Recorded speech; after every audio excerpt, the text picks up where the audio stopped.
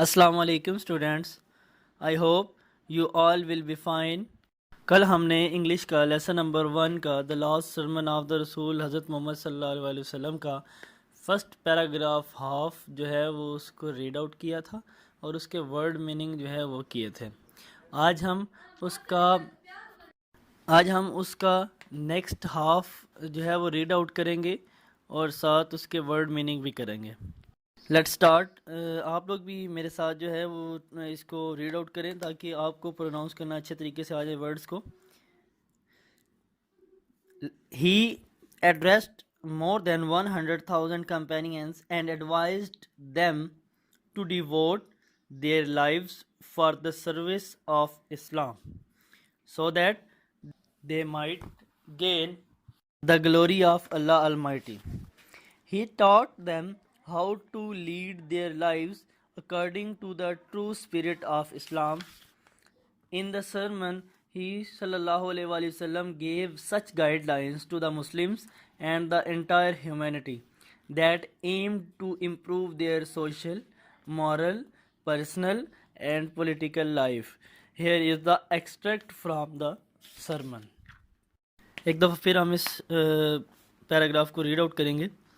He addressed more than 100,000 companions and advised them to devote their lives for the service of Islam, so that they might gain the glory of Allah Almighty. He sallallahu alaihi wasallam taught them how to lead their lives according to the true spirit of Islam.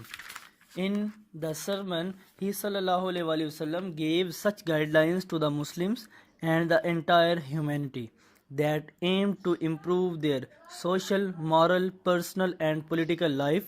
Here is the extract from the sermon.